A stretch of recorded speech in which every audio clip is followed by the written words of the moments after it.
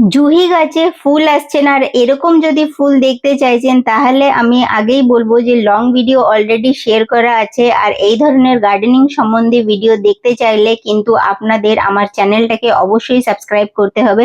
এবার 10 ইঞ্চি টবের জন্য এখানে খাবার বলে দিচ্ছি।